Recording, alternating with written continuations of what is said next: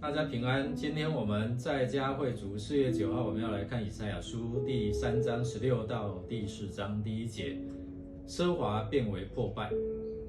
我们先来看今天的金句：城门要嚎啕痛哭，城市要像被扒光了衣服的女人坐在尘土中。以赛亚书3章26节。经文摘要提到，贵妇过分骄奢引人注目，他们生活虚荣假乐，羞耻进入。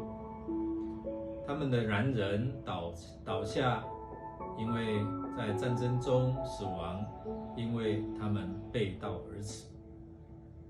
所以这些妇女，她们就没有什么依靠，在城门来哀嚎。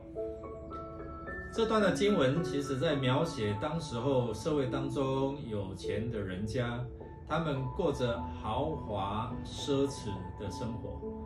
特别经文里面讲到一些的贵妇，他们在生活当中衣着还有他们的装饰打扮得非常的时髦讲究，他的态度就骄傲风骚。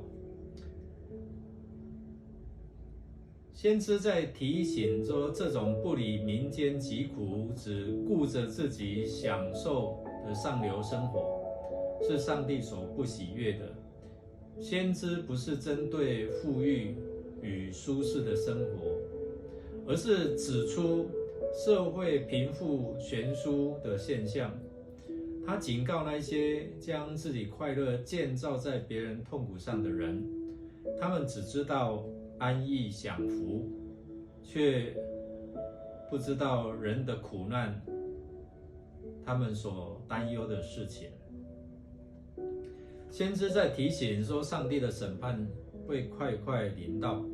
那到时候这些犹大的妇女，她们的美艳豪华将要消逝，变为可怜贫困。那这也象征着这些厄运或者是荒凉将要临到他们当中。而男丁壮士，他们因为死在刀下，败战人亡。因为男丁都战亡了，所以男人短缺会影响到下一代的子女生养的问题，好像如同今天的少子化的问题一样。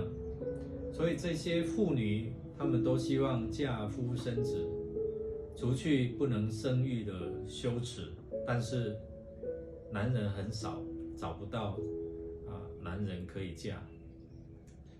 我们来默想这段经文，在提醒我们，我们是不是有太过注重外表的奢华生活，而忽视了内心对上帝的敬虔态度？让我们一起来祷告。亲爱的主耶稣，帮助我们以敬虔来作为装饰，让我们生活不过度的奢华，让我们也能够关注我们生活周遭的一些弱势，我们可以成为他们的帮助。我们这样祷告，靠耶稣基督得胜的名求，阿们。祝大家有美好的一天，上帝的恩典充满你。